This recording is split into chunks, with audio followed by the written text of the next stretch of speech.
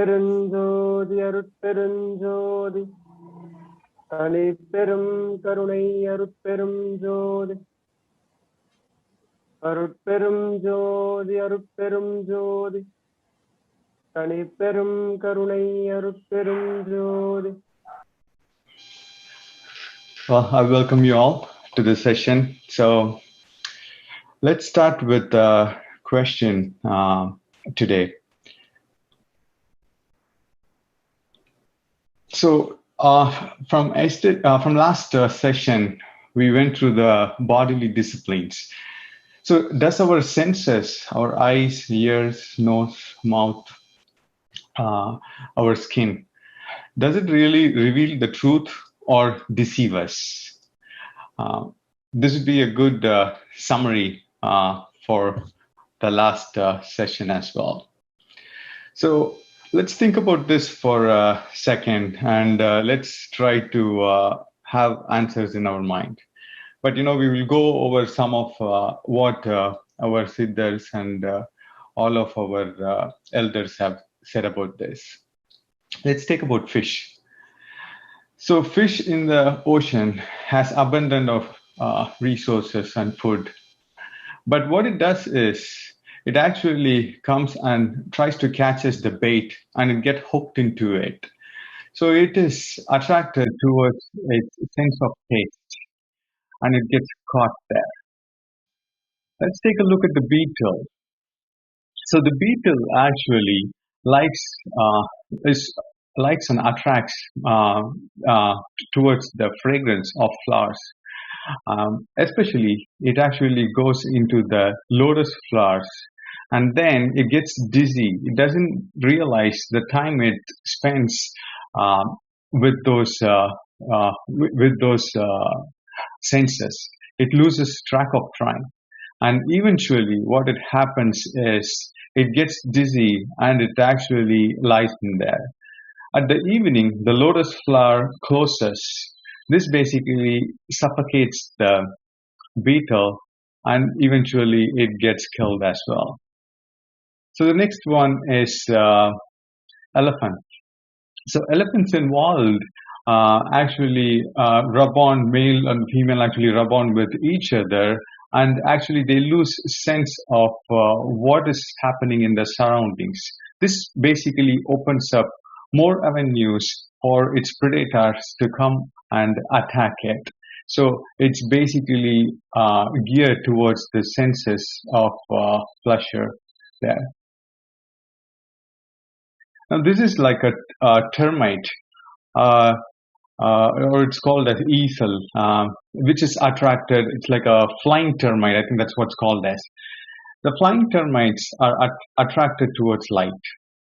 So when it's getting attracted towards light, it tries to go in and tries to experience that. You can see this thing in lots of bulbs in areas where villages are. There'll be lots of flying termites up there. It really is not able to differentiate between the real light and also the flame. So it goes into the flame and it falls as a victim as well. So it is basically using its eye, it's deceiving it. The deer actually has issues with its ears. What happens is when it hears some specific sound, it basically remains motionless and it does not move. And this is a good opportunity for the hunters or any other predators what wants to get it. So it basically is attracted towards its sound, through the ears. But when we look into humans get attracted to all the five senses as well. So this is why Tirumular actually was also putting it pretty clearly.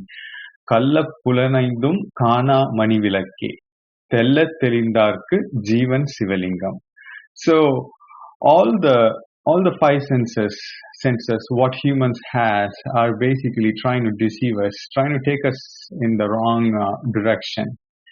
And we, as human, are attracted to all these five senses pretty much on a day-to-day basis, and that's what is driving us a lot. So it actually shows the importance of some animals who are in the wild and the difference between humans. So that's a good analogy to think about it. Okay. So when we are saying like Sivam, or even Permanar when says about Sivam, Sivam is different than Sivan. So in the body is where Sivam is, and when Sivam goes, we become Savam. So that's also clearly said in multiple verses. And Tirumular here also says, Anbum Sivamum Irendenbar Arivilar, Anbe Sivamavadu Arum Arivilar. Anbe Sivamavadu Arum Arindapin, Anbe Sivamai Amarndiripare. So the compassion, the love, and the Sivam are one and the same. And one who doesn't realize that is searching for it. Once they have really figured it out, they just sit on compassion only. And also Permanar says this clearly. Anbenum Anuvul Amarndidum Adangidum Malaye. So everything actually will be controlled, or will come under control when there is compassion in it. And also Anburuvam Parasigame. Right. So that is something which we have to think as well. So with that, let's go into our today's one. So the functional aspects of mind. So let's talk about this general mind. When we say about mind is not gross thing. It's not visible, or it's not tangible. We cannot see where our mind lies. So it's called Manonmaya Kosham. It's Annamaya Kosham is the first sheath, is the first layer, which is the Stula Vodambu, and then Manonmaya Kosham, which is the Suchamam, which is a subtle one. So that's not visible, and it's not tangible either. We cannot measure, and we have no devices for it to be to measure it. Its existence is nowhere seen. We can't really see it, and it doesn't require a space in which to exist. We can see where exactly or what spot the mind is. It is jadam, or what is called as even a non-intelligent one. This is this subtle matter. So it's a subtle matter. It can't be expressed correctly either, with the full 100% perfection. So it also forgets every moment. So every moment or every second, we keep on changing it. It forgets what's happening in the previous moment. It just flickers around. If food is withdrawn, if we don't eat for a couple of days, it can't also think properly. It even when we are hungry, we can realize that sometimes we get angry, or we can't really focus on things. In sleep, actually, there is no functioning of mind. We really don't know what is happening at that time. So we just go to sleep, and then next day morning we just wake up, and what happens during that time, we really don't know about it. It's full of impurities. It is impure, and everybody knows how impure it is. They are their own judges. It gets puzzled when we are angry. So that's why it's said that when we are angry, we really do not want to make a decision or do more things at that time, because we cannot think straight. And when we are in fear, it trembles. It's nadukam. So it basically, in fear, it shivers. So let's say a person who is working as a professor. He is in his college or school. So there he's a professor. He's performing his teaching up there. So he's a teacher there. He's teaching his students. he comes home and in his kitchen, he does the cooking. So, he is the chef there. He's performing cooking. He's doing the food for everybody. And then he goes to his association, a teachers association, and then he's the president of the association, trying to preside what's happening, and he's trying to organize all those things. He's the president there. He's playing the president role there. And then he comes home back again. There he is husband to his wife, and a dad to his kids. So he's performing some of the different role in there. Similarly, like how a person performs various different roles, mind performs these four major roles as identified. So first one is manam. So manam is basically the thoughts, all the thoughts which arise from us. Well, that's the mind's function. One of its functionality is manam. We'll go deep into it. Buddhi is used for discriminating. So discriminating, to identify what's wrong, what's not wrong, and it is used to help make decisions for us to function properly.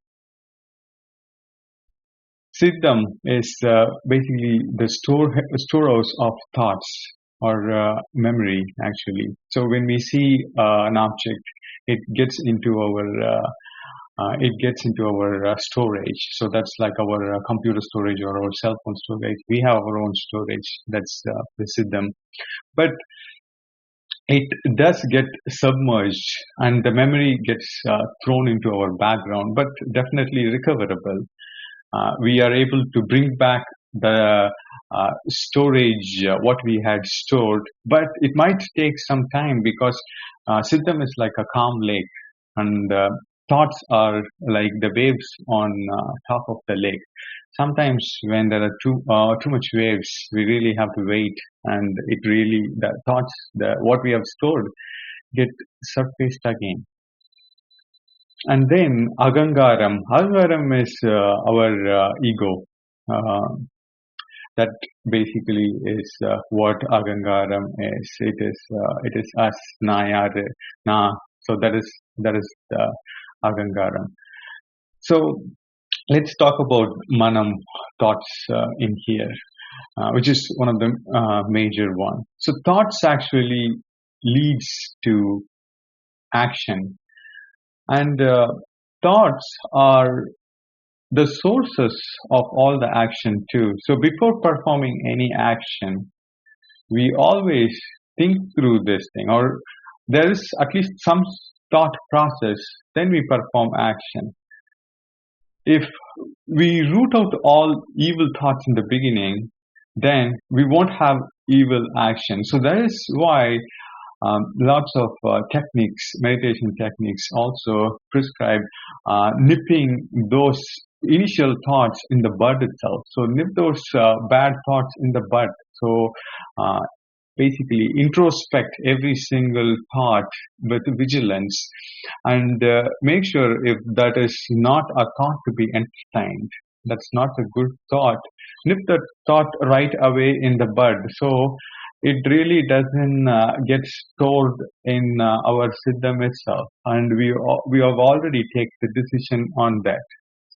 So there are lots of techniques related to that, but I think it comes with lots of experience, as they had said too. Lots of Buddhist monks also practice that.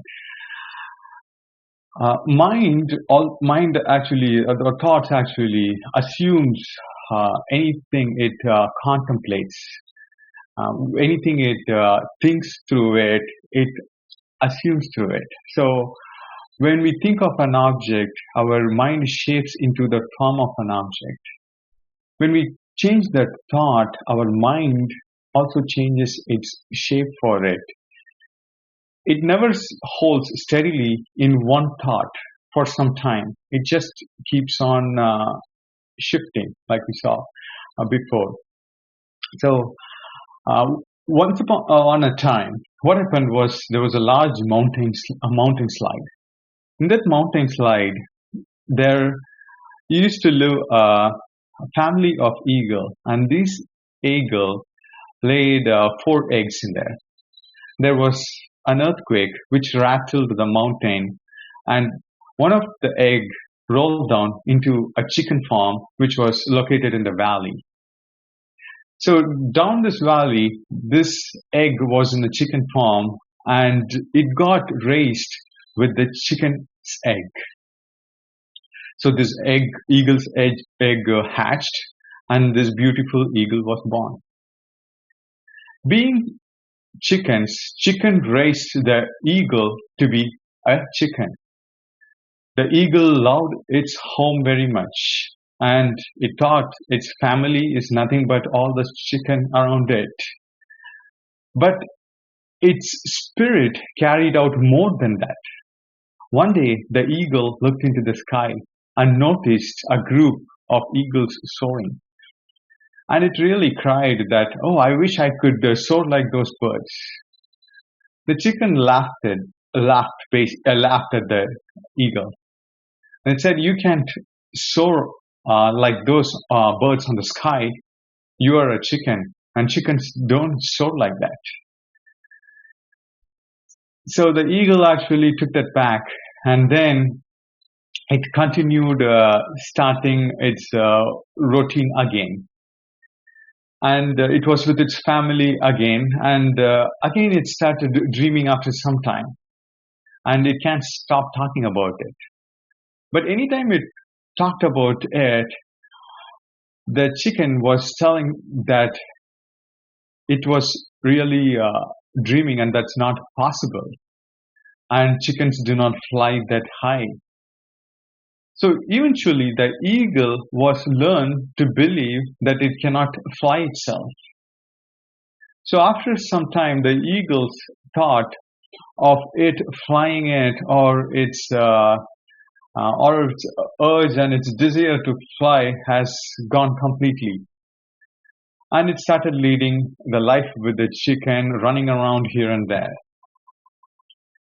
So finally, after some time, after a long life of eagle as a chicken, the eagle passed away.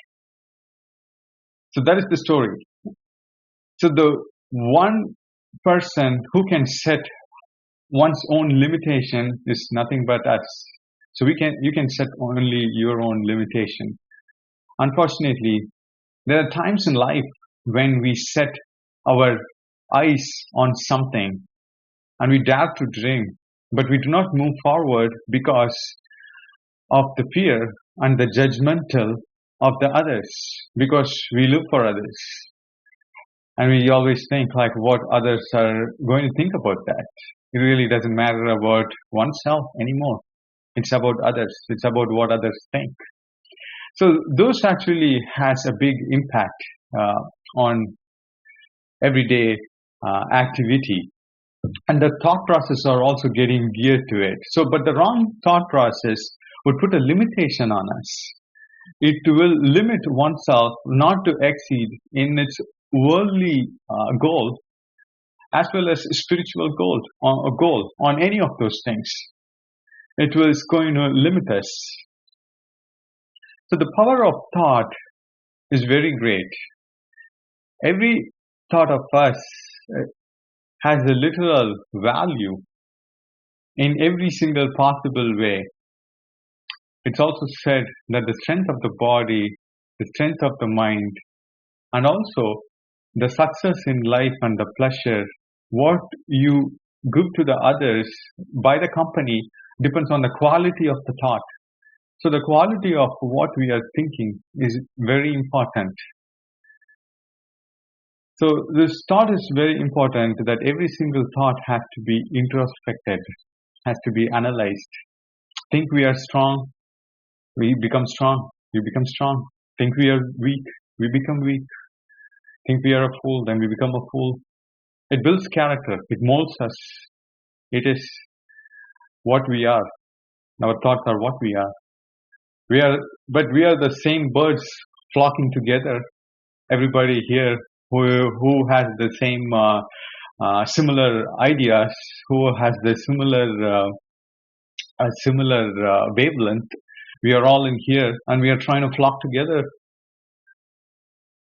because our thoughts are matching one and the other, right? So it's one way or the other, our thoughts are similar. There is similarity in it, in our thoughts.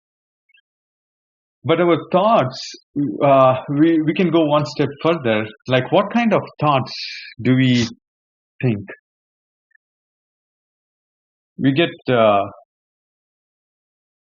likes and dislikes, like viruppu and veruppu, viruppu and veruppu, like how Perumanar says, or raga and dvesha. So, likes and dislikes.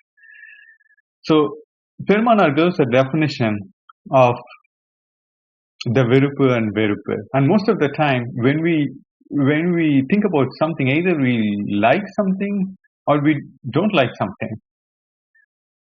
We would look something and say, okay, fine, I like this thing, or we say, oh, okay, I hate this thing. I really don't even want to go next to it. We totally do not entertain that. So that is the attitude which most of the time is. So Perumanar's definition of likes viruppu is viruppu is something which we are trying to get into a relation with that object itself. So we are trying to get into a relation with something, and we leave our ultimate goal. Perumanar says, you leave the ultimate goal, and we are looking it by surprise. Like, I don't know, they say like, why thorandu paathitu irukra. So similar to that, right? We are taken back by surprise on it, and we forget the total ultimate goal of it. We get related to it. We get attached to it. So when this happens, the person, he and the goal gets destroyed with this kind of likes. So this is what Perumanar says. So we get attached to it, leaving the ultimate goal by looking at it with surprise, and the goal gets destroyed eventually. So dislike or dvesham or is repulsion. We reject something totally. We do not like it. We hate the thing so much. We don't want to even hear it, think about it, do anything with it. And this is also not good because we do not, due to this, our helping tendency will be impacted. Because we really won't even see what's even happening. So there might be even some help needed in that. But we are not even ready to listen there because we don't like it. So both are not good. That's what Perumanar says. Without both, we have to be sattvic. We'll see what sattvic is. So this likes and dislikes, there's love or hatred, attraction and repulsion, the duality are the two currents of mind. When there are desires, the raga and dvesha, it exists side by side, always. And it's also said when there is a like for something, there is a dvesha or dislike for it too. Suppose we like fruits, or we like a type of food which basically gives us lots of pleasure. And then for some reason we go to a different place and we do not get that fruit. So at that time we basically our hate kicks off there. We do not like that situation up there. So that unlikeliness comes into the picture in there. So anywhere there is like, it follows with the hate too, the dislikes there comes with it. So whenever there is also pleasure, there comes the fear and the anger as well. And it's anger and fear is also a modification of the desire too. They're basically associated with the pleasure. They're hidden inside the likes, and that is why all the sannyasis, saints, and everybody wanted to get rid of likes and dislikes, because these fears, anger, are their sisters of it, and they constantly torment the mind, and they are hidden in it. So, for instance, we like our body so much, we get attached to something in our body. I like my body very much, so automatically, what happens when my body goes or when death comes in? So the fear sets in automatically. So we are doing an investment on a stock or in a mutual fund or a bond. We like it so much, automatically the fear comes in. We don't want to lose the money what we have invested in. Who wants to lose money there, right? So that's probably a perfect example, losing the money in the stock or in the bond market. So automatically this like and dislike are associated with it, and those comes with the fear too, because anytime there is likeliness on an object, fear sets in of holding to that thing. In due course of time, when something happens in the middle, we get angry too, because we really do not want to. We really want to continue that pleasure for a long time, and it's getting hindered by that activity. So, and when things are getting hindered, we get angry, and sometimes it's not in our control, and we get sad too. So everything are interrelated to each other in here,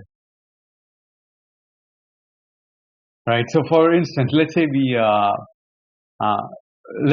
look at a car or any object of our liking, and it could be a cell phone, or it could be a car, or it could be anything. You can pick your own example in that object in that. So we like that, and this thought of getting that car gets into my siddham. It gets stored in there, but I forget it, and then I continue with my routine. I really do not think about that for a while. Things keep going. The regular activity continues, and then sometimes from the siddham, it just comes back, and then it brings up like a car, and then the buddhi, right? So the buddhi is the one which discriminates it. It tells like, okay, number one, is there a necessity for it? You're using the public transportation. Why use car? You have the public transportation. So do you really need, or don't need it? We say, yeah, it helps us take decision there, and we think about it, and like, yeah, it looks like it's really not needed. And then moreover, there is no money, so you got to go ahead and take a loan, pay interest for the next 5 years, 10 years. Why go through all those stress?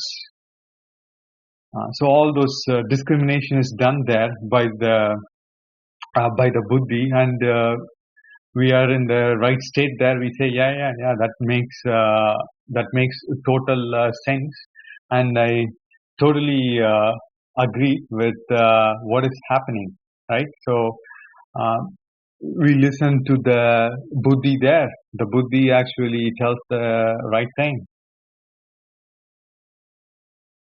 And then comes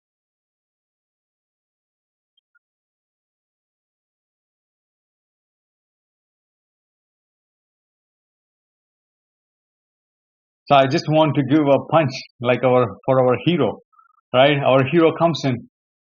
That's our agangaram, right? It comes like, man, na yaar, do you know who I am, right? So now we think about this more. We are like, all of our buddhi is also changing now, right? It's now slowly telling like, hey, let's think about this.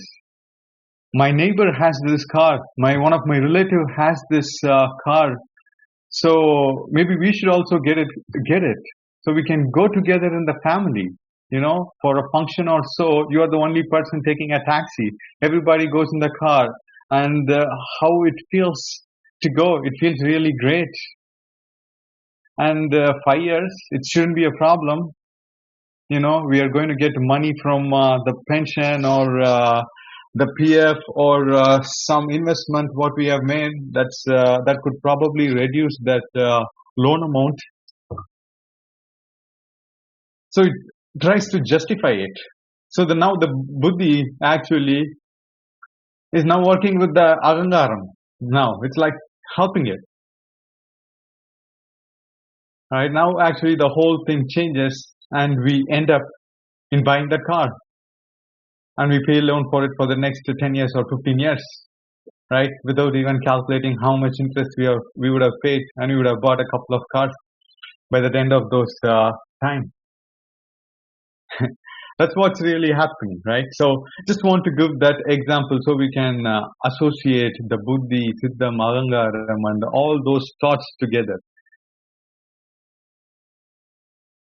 So when the mind is at work, buddhi and ahankara work simultaneously with it. They work with healthy cooperation. And it's also said that sankalpa vikalpa, so the thought and the doubt goes one-on-one actually. So all these faculties in our mind helps us continue our day-to-day activity. So we looked into thoughts, and we went into like likes and dislikes. So what can we do about it? When really we can't even speak all of our thoughts. Sometimes it's really bad that we can't even.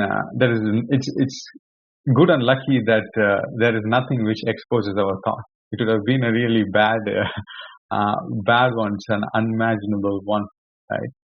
There's an instance with Perumanar where there was a family, and this family had a daughter, and this daughter was having leprosy, and her. This was during the time of her marriage, and no one wants to get married to a girl who has leprosy, right? This is going to be common, and those times, there was no treatment for it.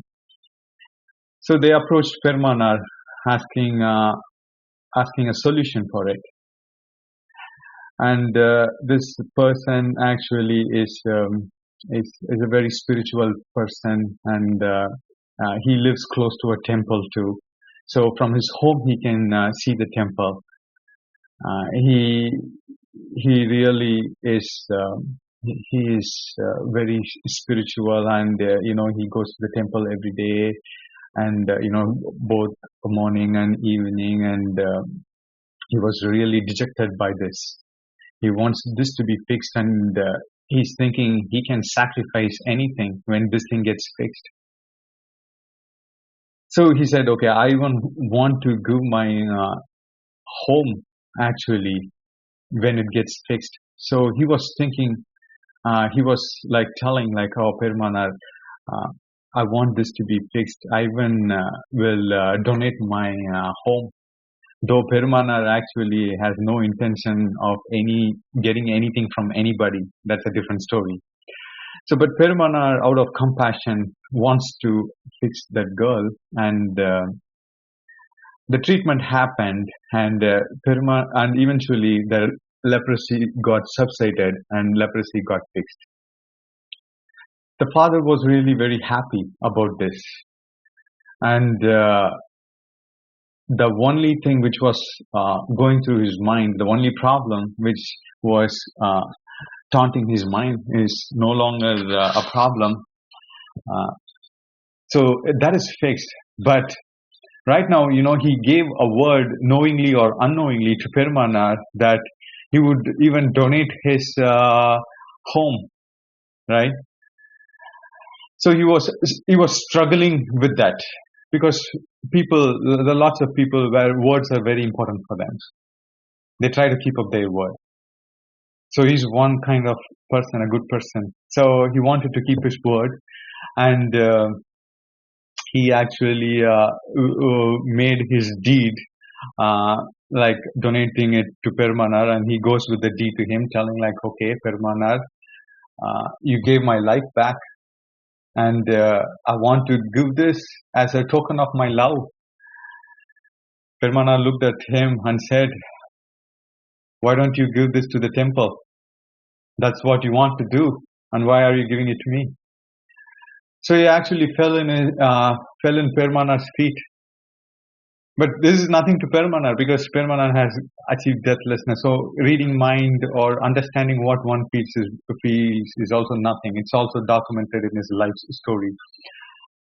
So even though that's nothing, but the mind's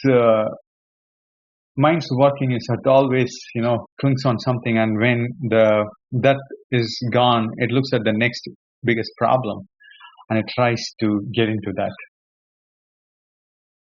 So how could we actually get through this thing? Perumanar says when we have vairagyam, right? So when we have determination, dida vairagyam, exactly, that's the term he uses. Dida vairagyam, 50% of the problem is solved, and the rest 50% is the capacity for us to do the sadhana, or the capacity for us to do the action. So dida vairagyam and the capacity for us to do actually will lead to success. But what is didam here means is very important. For example, I want to stop street food, right? When we walk on the streets in India, especially in the evening, we smell all the pani puri, bhel puri, and all these smell actually, and all the food and the sound which we can hear while walking in the street. So let's say I want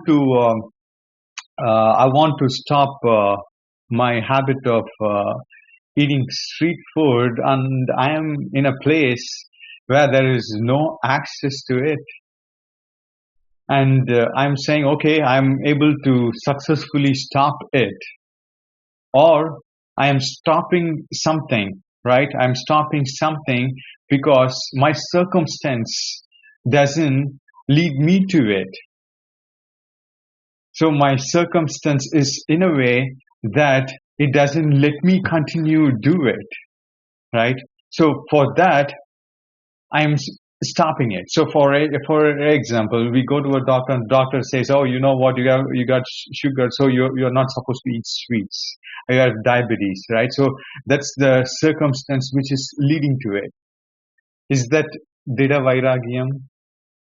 No, that's not dida vairagyam is. So what dida vairagyam is basically based on Sattvisaram, which Perumanar says. So it is basically the discrimination about what is real and what is unreal. It is that analysis of what is happening, or why do we have to even stop it, and why we should not stop it. Analyzing it, ripping that off totally from inside out, understanding that complete thing. But why is it important to understand it? A person who doesn't have dida vairagyam, once that's fixed, will go back to it and he'll continue with it. So once the diabetes is gone, he'll continue back to the sweets, right? So that's what happened when there is no dida vairagyam in there. So there is a very good chance we will give up those objectives pretty faster.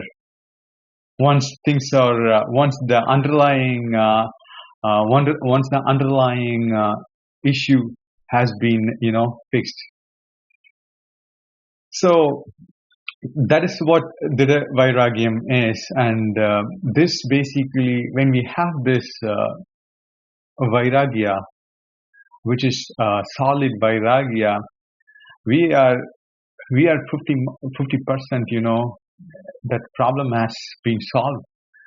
So to approach an issue is to start with that Dida Vairagya, the solid Vairagyam, after analyzing what needs to be done. This Dida or solid Vairagya in mind actually also helps the spiritual aspirant too. So we looked into what happens when we do not have a solid understanding of the things and we try to approach problem. But what happens if we did all these Satvisaram and go with it? With that, actually what happens is things actually happens the opposite. So the person who had gone with all that vivegam, the wisdom which we had acquired to it, will have advancement towards that goal. He will advance in that goal, worldly goal or spiritual advancement, whatever may it be. But the advancement happens. So that's why intense Vairagya in mind is really key for any aspirant who wants to pursue his worldly goal or a spiritual goal. Either of that combined with the capacity to do it will lead to a success. And thinking positive always overpowers the negative. And this definitely helps us too. So now let us go ahead and look into what Perumanar is outlining the rules for or the disciplines for mind. So how can we regulate our mind? So the first point, and in multiple areas Perumanar has specified that maybe he thinks we'll forget is concentrate and focus the attention in Sirchabai. So Sirchabai is an area in the head. Actually, it's not in the face. In this head area.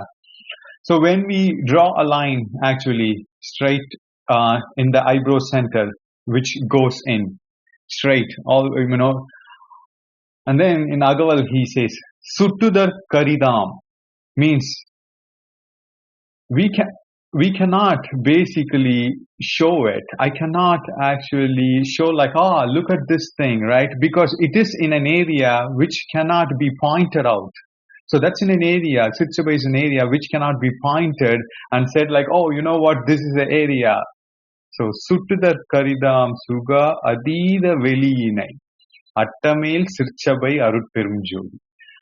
So it is in a place where, we cannot, where someone cannot show it, right? So it is in an area like that Perumanar tries to show that in multiple ways from his experience. So in the eyebrow center, it's, since after saying this, the main thing is, he's saying the gateway to this thing is the eyebrow center. So the eyebrow center is our gate to the Sirchabai. So we focus on the eyebrow center, it automatically takes it to this area. And this area is, when we draw a line in the eyebrow center, right, all the way straight in, and then in the Uchi, if we draw a line in, the intersection, what it happens in the center, right, that is the Sirchabai. And our eyebrow center is the gateway to it. So focus on the eyebrow center. And when this thing happens, we always, it is very common that sometimes the focus stays there, and sometimes we tend to think about, the thought process goes in a different different area. So when it goes to a different area, drag the attention back and keep it fixed on the eyebrow center. So keeping it fixed on the eyebrow center over and over again. And this is easier, especially in the early morning, because that is when all of our hormonal melatonin level is not that high. Our mind is calm, relaxed, and it's easy to get focused. And it's also the best time. The rest of the time, our mind is really active, and things are totally different then, right? We engage in lots of things, and it's tough to keep holding on to that place. And it might happen slowly too. We can't, maybe it takes a while because it comes through practice, and we might be able to do it like probably for a couple of seconds initially, and then maybe for 30 seconds, and then it might last to a minute, and then 2 minutes. So it is a gradual process in there, but the easiest thing to do is in the early morning, because that's when the mind is calm, and that's when we can't even think anything. Okay. Next one. Do not find fault with others.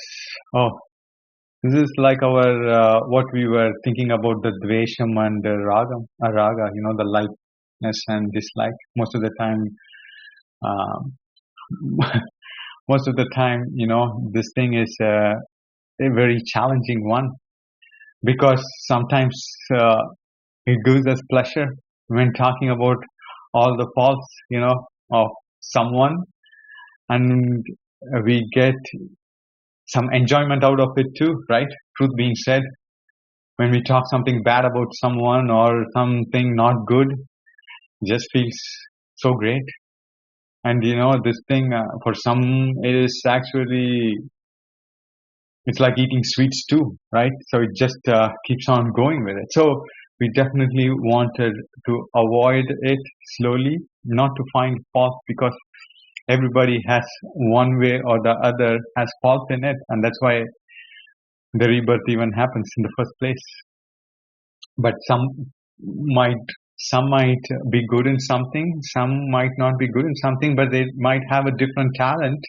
But if that person is, he is in our family, if he is our dad, or he is our grandfather, or he is our son, or daughter, would we do the same thing, or would we think the same way? So finding fault actually is not recommended. So that is the second one. And I know we are getting close to time, so maybe we will stop with this, and we will continue with the further points, because I really do not want to hurry in here too.